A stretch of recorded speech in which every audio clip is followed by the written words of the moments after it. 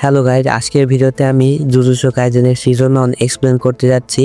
Jujutsu কাইজেনের season 1 এ মোট 24টি episode রয়েছে, যা আমরা আজকে এই ভিডিওর মধ্যে কভার করতে যাচ্ছি। তাহলে বেশি দেরি না করে ভিডিওটি শুরু করা যাক। ভিডিওটি শুরু করার আগে আমরা জুজুৎসু কাইজেন সম্পর্কে কিছু প্রাথমিক ধারণা জেনে নেব, যাতে আমরা গল্পটি আরও ভালোভাবে বুঝতে পারি। জুজুৎসু কাইসেন জগতে কার্স এনার্জি নামে একটি শক্তি রয়েছে, যা মানুষের রাগ এবং দুঃখের মতো নেতিবাচক আবেগ দ্বারা উৎপন্ন হয়। এই শক্তি প্রায় সমস্ত মানুষের মধ্যে থেকে নির্গত হয়। তখন কার্সি স্পিরিট নামে একটি মনস্টার সৃষ্টি করে, যা সাধারণ মানুষ দেখতে পারে না। এই কার্সি স্পিরিট প্রতি বছর হাজার হাজার মানুষকে হত্যা করে এবং তাদের থামানোর জন্যই কাজ করে জুজুৎসু সর্সারার, এবং কেবল তারাই শুধুমাত্র কার্সি স্পিরিট দেখতে পারে, বরং তারা কার্স এনার্জি ব্যবহারও করতে পারে, এবং এই কার্স এনার্জি ব্যবহার করে তারা খুবই শক্তিশালীও হতে পারে।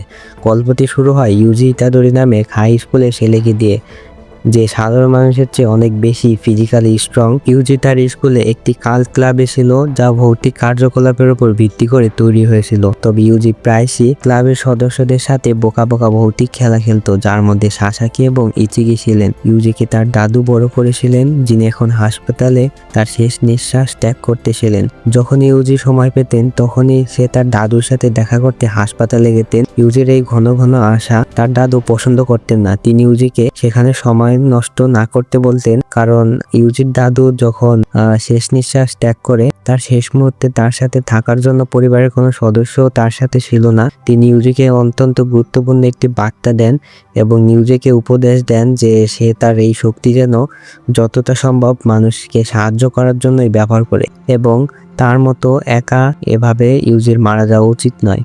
এই কথা বলার পর ইউজির দাদা মৃত্যুবরণ করে। ইউজির তখন এত বেশি খারাপ লাগে না, কারণ সে ইতিমধ্যেই এটার জন্য প্রস্তুত ছিল। কিছুক্ষণ পর একজন জুজুৎসু সর্সারার এখানে ইউজির সাথে দেখা করতে আসে, যার নাম ছিল মেগুমি ফুশিগোরো।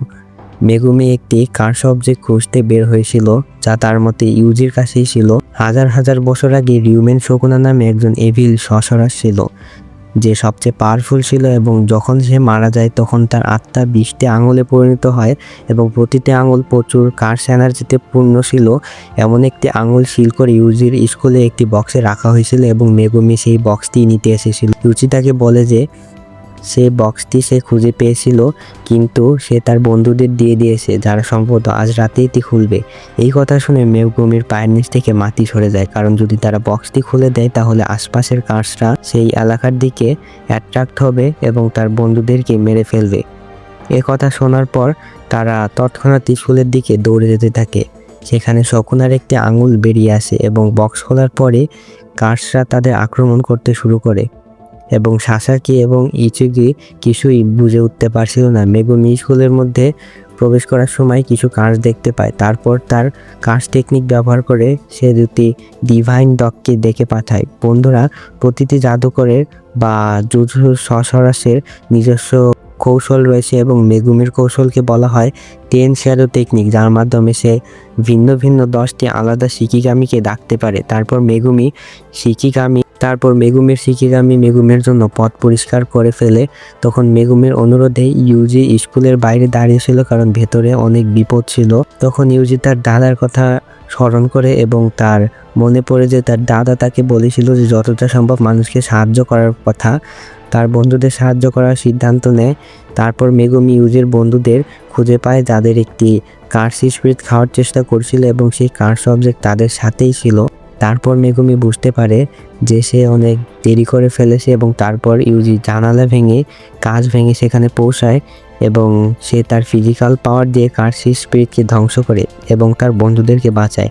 এই প্রথমবার ইউজি একটি কার্সি স্পিরিট দেখছিল। এখন ইউজি সে আঙুল সম্পর্কে জিজ্ঞাসা করে। তারপর মেগুমি বলে যে এই আত্মা শকুনার আঙুলের কাছে আসছিল, কারণ যদি সে এটি খায় তাহলে সে খুব শক্তিশালী হয়ে উঠবে। তখনই একটি বড় কার্স বা আত্মা তাদের উপর আক্রমণ করে, এবং মেগুমিও সেই কার্সটিকে সামলাতে পারছিল না। পরিস্থিতি আরও খারাপ হয়, এবং কার্সগুলো মেগুমিকে মারার জন্য আগায়। ইউজি কার্সের উপর ঝাঁপিয়ে পড়ে, এবং তারপর ইউজি এই কার্স স্পিরিটের সাথে লড়াই করে। যদিও তার আশ্চর্যজনক শক্তি ছিল, কিন্তু একজন সাধারণ মানুষ হিসেবে কোনোভাবেই একটি কার্সের সাথে মোকাবিলা করা সম্ভব ছিল না, এবং কার্স এনার্জি ছাড়া কার্স স্পিরিটকে হত্যা করতেও পারে না। তাই যখন এই দানবটি বা কার্স মনস্টারটি ইউজিকে খেতে যাচ্ছিল, তখন ইউজি শকুনার আঙুল গিলে ফেলার সিদ্ধান্ত নেয় যাতে তার শক্তি বৃদ্ধি পায়। কিন্তু ইউজি জানতো না যে এই আঙুলটি মানুষদের জন্য খুবই ভয়ানক।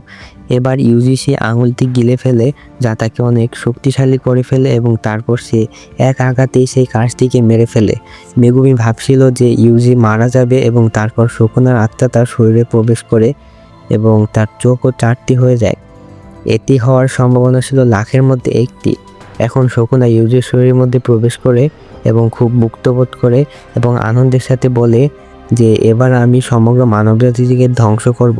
কিন্তু তারপর কোনোভাবে ইউজি তার শরীরের উপর নিয়ন্ত্রণ পায় এবং ইউজির এই ঈর্ষা শক্তি দেখে শকুনা অবাক হয়ে যায়। মেগুমি আর শকুনাকে এভাবে ছেড়ে দিতে পারছে না। এখন সে সিদ্ধান্ত নেয় যে মেগুমি শকুনাকে মারার জন্য তার সবচেয়ে শক্তিশালী শিকিগামিকে ডাকবে এবং সে যদি এই শিকিগামিকে ডেকে নেয় তাহলে হয়তো মেগুমিকেও মেরে ফেলবে।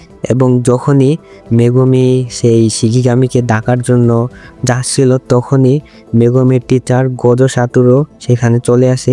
তিনি হচ্ছে এই জুজুৎসু ওয়ার্ল্ডের মধ্যে সবচেয়ে শক্তিশালী ব্যক্তি এবং গোজো সাতোরুই একমাত্র লিমিটলেস টেকনিক ব্যবহার করতে পারে। সে ভাবছে কিভাবে একজন মানুষ শকুনার আঙুল খাওয়ার পরেও বেঁচে থাকতে পারে এবং সম্পূর্ণভাবে শকুনাকে নিয়ন্ত্রণেও আনতে পারে। জুজুৎসুর নিয়ম অনুসারে যদি কেউ এই কার্স অবজেক্টটি খেয়ে ফেলে তাহলে তাকে তৎক্ষণাৎ মেরে ফেলা যাবে। কিন্তু গোজো দেখতে চেয়েছিল যে ইউজি শকুনার ওপর নিয়ন্ত্রণ ফিরে পেতে পারে কি না। যদি না হয় তাহলে সে শকুনার সাথে যুদ্ধ করবে। এরপর শকুনা গোজোকে আক্রমণ করে, কিন্তু গোজো তার আশ্চর্যজনক গতিতে শকুনার প্রতিটি আক্রমণ এড়িয়ে চলে। কিছুক্ষণ পর ইউজি সহজেই তার শরীরের নিয়ন্ত্রণ ফিরে পায়, যার পর গোজো তাকে ধরে নিয়ে যায়। সে তাকে অজ্ঞান করে দেয় এবং গোজো মেগুমিকে বলে যে ইউজি শকুনাকেও নিয়ন্ত্রণ করার ক্ষমতা রাখে, যা একটি কারিশমা ছাড়া আর কিছুই নয়। পরের দিন আমরা জুজুৎসু হাই দেখি, যা জুজুৎসু সর্সারারদের হাই স্কুল। সেখানে গোজো পড়াশোনা করেছে। যারা এই স্কুল পরিচালনা করে তাদেরকে বলা হয় জুজুৎসু হাই, যারা এখানে নিয়ম তৈরি করে। ইউজির কথা জানার সাথে সাথে তারা তাকে হত্যা করার নির্দেশ দেয়। তবে গোজো জুজুৎসু হাইদের কাছে অনুরোধ করে ইউজির মৃত্যুকে ইষ্টগত করে ফেলে, কারণ গোজোর কাছে ভালো একটি বুদ্ধি ছিল। যদি সে শকুনার সমস্ত আঙুল ইউজিকে খাওয়ায় এবং তারপর যদি ইউজিকে হত্যা করে তাহলে শকুনা চিরতরে ধ্বংস হয়ে যাবে। এবং এটি শোনার পর ইউজিও রাজি হয়ে যায় এবং গোজো ইউজিকে 2টি অপশন দেয়, হয়তো তাকে এখনই হত্যা করে ফেলা হয় অথবা তাকে সকল আঙুল খাইয়ে তারপর তাকে হত্যা করা। এবং ইউজি দ্বিতীয় অপশনটি বেছে নেয়, কারণ সে মনে করে তার কারণে হয়তো অনেক মানুষের উপকার হবে এবং তাদের প্রাণ বেঁচে যাবে। এরপর আমরা দেখতে পাই জুজুৎসু হাইয়ের প্রথম বর্ষে 3জন ছাত্র রয়েছে, যার মধ্যে প্রথম ব্যক্তি হলেন ইউজি এবং দ্বিতীয়জন হলেন মেগুমি এবং তৃতীয়জন হলেন নোবারা।